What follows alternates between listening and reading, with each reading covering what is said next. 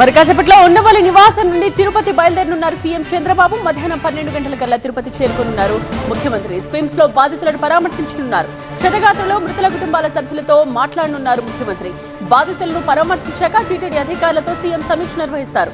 క్షతగాత్రలో మృతుల కుటుంబాలకు ఎక్స్గ్రేషియా ప్రకటించబోతున్నారు. తొక్కిసలాట ఘటనపై ఇప్పటికే అధికారులపై సీరియస్ అయ్యారు సీఎం.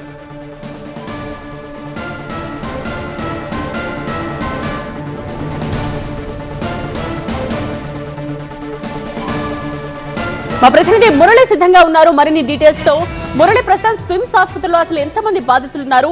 కొంతమంది డిశ్చార్జ్ అయ్యారని చెప్తూ ఉన్నారు. స్విమ్స్ నుంచి కూడా ఎంతమంది డిశ్చార్జ్ అయ్యారు? అండ్ చంద్రబాబు సీఎం ఆసుపత్రికి ఎప్పుడు వస్తారు? విచారణపై యాక్షన్ ఎలా ఉండబోతోంది?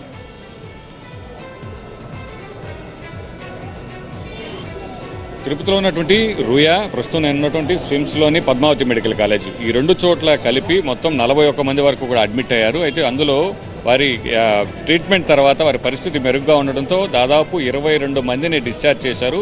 ఇక మిగిలినది 19 మంది మాత్రమే ఇక్కడ చికిత్స పొందుతున్నట్టు మనకు వైద్యులు చెబుతున్నారు. అందులో కూడా వారి ఆరోగ్య పరిస్థితి మెరుగుపడిన తర్వాత ఈ సాయంత్రానికి మరికొంతమందిని డిశ్చార్జ్ చేసేటువంటి అవకాశం ఉంది. అయితే ముగ్గురికి మాత్రం బోన్ ఫ్రాక్చర్స్ ఉన్నాయి. ఆ బోన్ ఫ్రాక్చర్స్ ఉన్నటువంటి వారిని మాత్రం 2-3 రోజులు అబ్జర్వేషన్లో ఉంచిన తర్వాత వారిని డిశ్చార్జ్ చేసేటువంటి అవకాశం ఉంది. అప్పటి వరకు కూడా ఉంటారు. మిగిలినటువంటి వారందరూ కూడా ఎవరైతే ఆరోగ్య పరిస్థితి మెరుగుపడిందో వారందరినీ కూడా డిశ్చార్జ్ చేసేటువంటి అవకాశం ఉంది.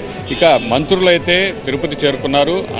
మంత్రులందరూ కూడా కలిసి దీనిపై సమీక్షిస్తున్నారు. కాసేపట్లోనే ఆసుపత్రికి వస్తారు. సీఎం రావడానికంటే ముందే ఆసుపత్రికి చేరుకున్నటువంటి మంత్రులు ముగ్గురు కూడా, ఆనం రామనారాయణ రెడ్డి, అలాగే అనగాని సత్యప్రసాద్, అలాగే హోంమంత్రి అనిత, ముగ్గురు కూడా ఇక్కడికి చేరుకున్న తర్వాత ఇక్కడ క్షతగాతులను పరామర్శిస్తారు. అలాగే కుటుంబ సభ్యులతో కూడా మాట్లాడతారు. అలాగే మృతి చెందినటువంటి ఆ మృతదేహాలకు పోస్ట్ మార్టం అనేది పూర్తవుతోంది. సో కుటుంబ సభ్యులు, బంధువులందరూ కూడా ఇప్పటికే తిరుపతికి చేరుకున్నారు. ఇంకా కొంతమంది రావాల్సింది. వచ్చిన తర్వాత వారందరికీ కూడా మృతదేహాలను అప్పజెప్పిన తర్వాత ఎక్స్గ్రేషియాకి సంబంధించి కూడా ఒక నిర్ణయం తీసుకుంటారు. అది సీఎం వచ్చిన తర్వాత ప్రకటించేటువంటి అవకాశం ఉంది. అలాగే బాధితులకు అండగా ఉండేందుకు, వీళ్ళకి మెరుగైనటువంటి చికిత్స అందించేందుకు ప్రస్తుతం అందరూ కూడా దీనిపై దృష్టి పెట్టినటువంటి పరిస్థితి ఉంది. సో కాసేపట్లో ఇక్కడికి మంత్రులు వచ్చిన తర్వాత 12 గంటల ప్రాంతంలో సీఎం చంద్రబాబు ఇక్కడికి రాబోతూ ఉన్నారు. కాసేపట్లోనే ఉండవల్లి నుంచి బయలుదేరిన తర్వాత ఎయిర్పోర్ట్కి చేరుకుని అక్కడి నుంచి ఇక్కడికి వస్తారు. ముందుగా ఇక్కడికి వచ్చిన తర్వాత అందరూ కూడా, అంటే ఉదయం వరకు కూడా వేరు చోట్ల చికిత్స పొందుతున్నటువంటి క్షతగాత్రులందరూ కూడా ప్రస్తుతం ఇదే మెడికల్ కళాశాలలో ఉన్నారు. ఇక్కడికి సీఎం వచ్చి వారిని పరామర్శిస్తారు, కుటుంబ సభ్యులతో మాట్లాడతారు.